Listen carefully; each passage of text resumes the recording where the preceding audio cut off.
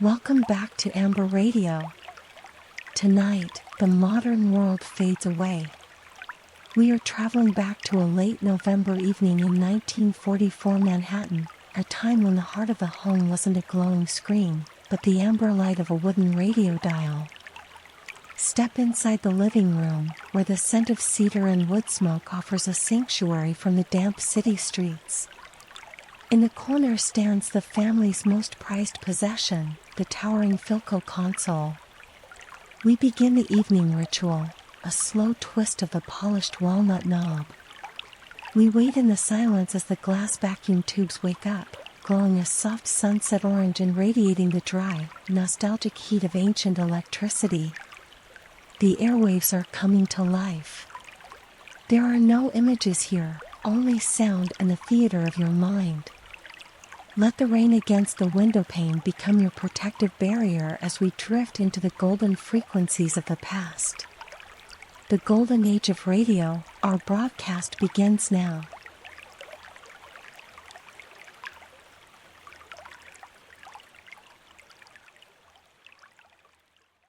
The year is 1944, and the blue shadows of a late November evening are stretching long and thin across the wet pavement of a quiet residential street in New York. The city outside is a landscape of soft, muted colors, deep indigos, charcoal grays, and the occasional flicker of a yellow street lamp struggling against the thickening mist.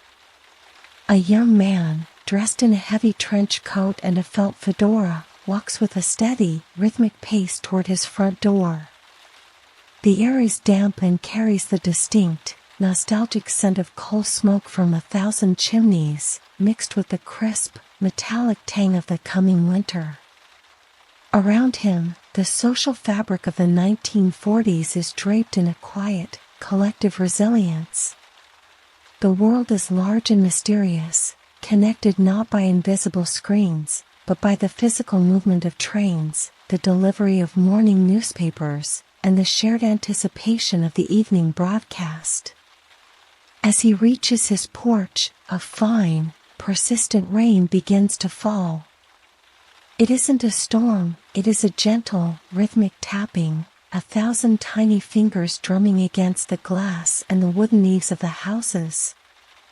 He pauses for a moment, listening to the silver sound of the rain, before pushing open the heavy oak door. The transition is instantaneous.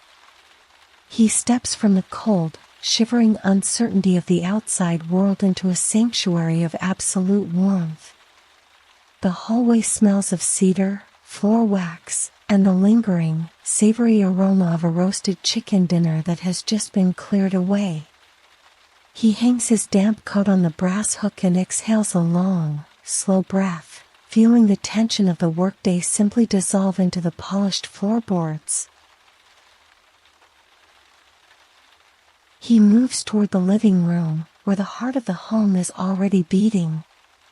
The fireplace is a glowing cave of amber and orange, with the logs crackling softly, sending tiny, rhythmic sparks up the soot-stained chimney.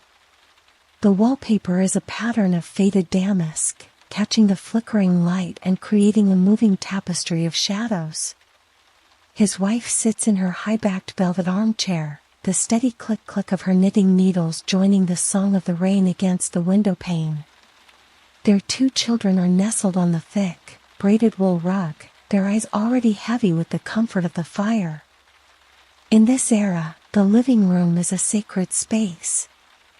It is the center of the family's universe, a place of quiet connection before the invention of the glowing television screen. There is a profound sense of presence here, a focus on the immediate, the tactile, and the auditory. The young man settles into his own leather armchair, the material cool and supportive against his back. He watches the way the firelight dances across the room, illuminating the small details, a porcelain vase of dried lavender, a stack of Life magazines on the side table, and the soft, white lace doilies resting on the arms of the furniture. Everything is still. The only movement is the slow rising and falling of his own chest as he breathes in the scent of pine needles and wood smoke. The rain outside has become a sound wall, a protective barrier that tells the family they are safe, dry, and together. The outside world, with its headlines and its distance, feels like a dream. Only this room is real.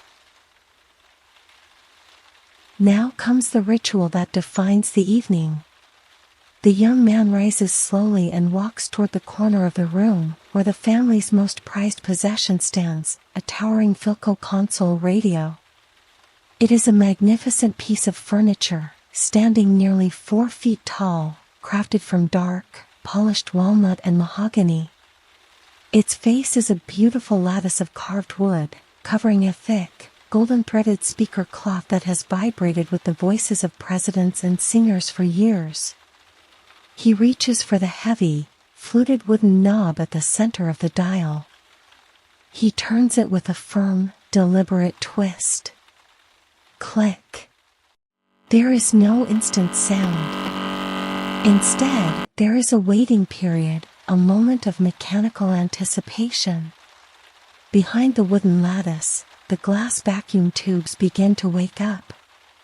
They start as tiny, dim points of light, gradually growing into a warm, sunset orange glow.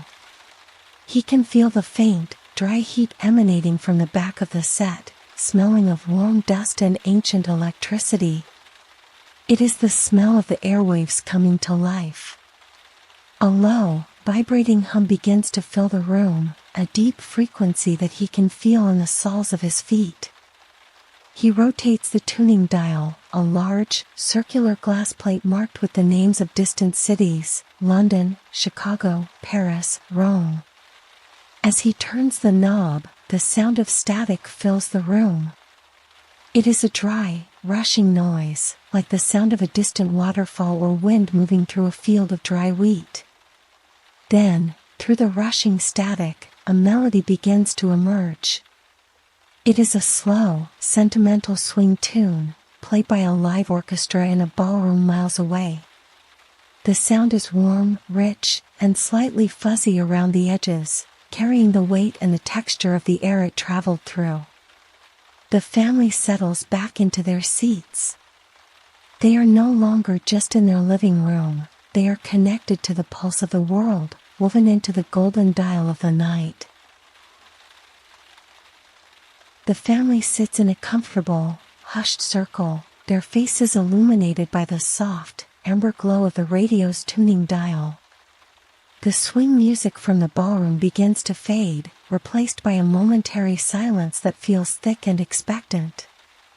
Then, a sudden, triumphant burst of brass instruments, trumpets and trombones, fills the living room. It is the theme song of the evening's radio play, a melody that every household in the country knows by heart. The sound is rich and textured, carrying the faint, pleasant crackle of the airwaves. It feels alive, vibrating through the wooden lattice of the console and into the very floorboards beneath the children's feet. The young man leans back, his eyes half closed, as the announcer's voice begins to speak. It is a deep, resonant baritone, the kind of voice that sounds like velvet and old oak. He speaks slowly, welcoming the listeners to another night of mystery and wonder. Inside the radio, the vacuum tubes are now at their peak heat, glowing a steady, sunset orange. They give off a faint, dry warmth that smells of heated glass and ancient electricity. This heat is a quiet, constant presence, a reminder that the world is being brought into this small room through a miracle of science. The young man feels his heartbeat slowing, matching the steady, professional rhythm of the broadcast. As the story begins, the living room transforms. There are no screens to watch, yet the family sees everything with perfect clarity in the theater of their minds. Through the speaker, they hear the sound of a heavy door creaking open, a long, slow, agonizing sound that makes the children pull their wool blankets a little higher.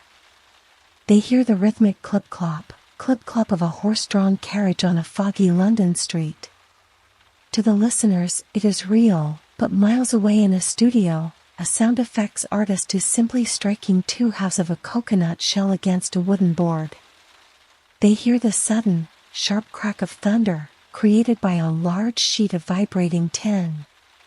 These sounds are carefully timed, layered over the voices of the actors who stand before tall, silver microphones.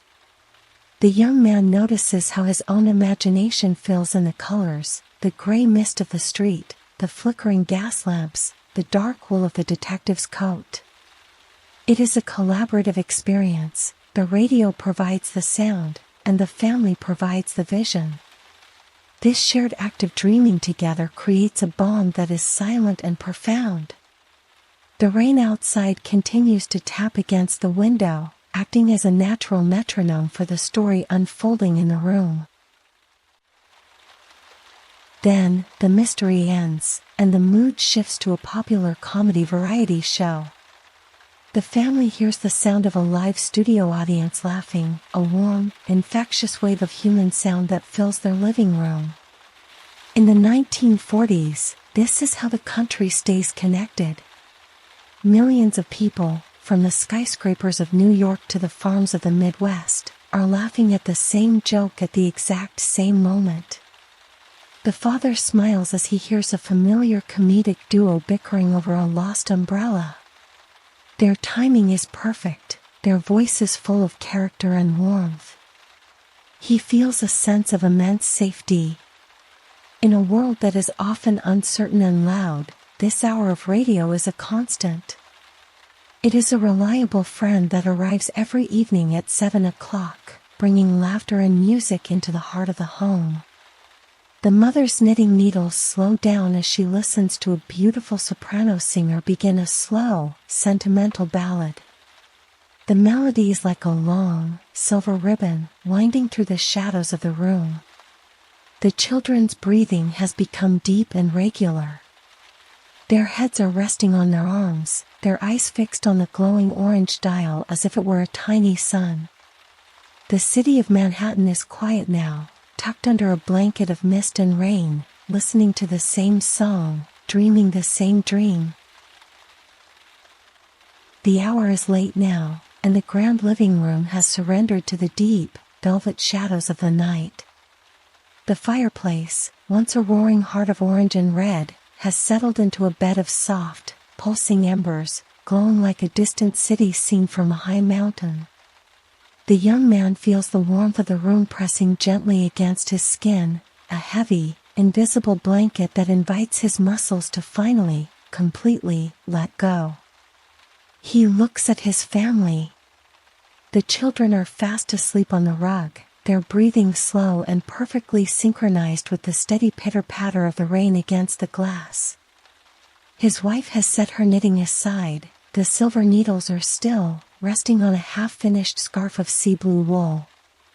The house feels like a ship floating on a quiet, dark ocean, disconnected from the worries of the world, anchored only by the soft, amber light of the radio dial. The rain outside has transformed. It is no longer a series of individual drops, but a continuous, hypnotic hum, a white noise that cleanses the mind and pushes the distant sounds of the city even further away. There are no sirens, no bright neon lights, only the indigo peace of a New York midnight in 1944. From the wooden speaker of the Philco, the comedy and the drama have long since faded.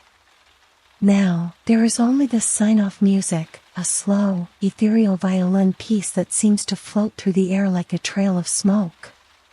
The announcer's voice returns one last time, but it is different now. It is quieter, a gentle whisper that carries a wish for a peaceful night to every listener across the dark continent. The young man rises from his chair, his movements fluid and heavy with sleep. He walks across the cool marble and warm wood to the corner of the room. He reaches for the fluted knob. He pauses for a second, feeling the dry, lingering heat radiating from the back of the set. The vacuum tubes are glowing a deep, beautiful crimson, their work for the evening finished. With a soft, definitive click, he turns the knob to the left. The music vanishes. The amber light on the glass dial fades into darkness.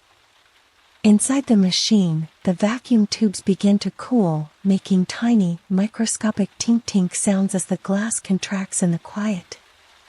The magic of the airwaves has been put to rest, leaving behind a silence that is rich, deep, and profoundly comforting. He moves through the house, turning off the small ceramic lamps one by one. Each click of a switch brings more of the indigo night into the room. He stands by the window for a moment, looking out at the street. The mist has thickened, turning the world into a watercolor of shadows. The rain is a silver veil, protecting the sanctuary of his home. The family moves toward the stairs, their footsteps muffled by the heavy carpet. The house is full of the scent of lavender and cooling wood smoke. As he lies down, the young man feels the weight of the day lifting away, drifting off into the atmosphere like the radio signals of an hour ago. He is no longer thinking of the office, the news, or the city. He is only thinking of the rhythm of the rain and the memory of the golden glow. The world is at rest. The broadcast is over. The frequencies are silent. Everything is as it should be.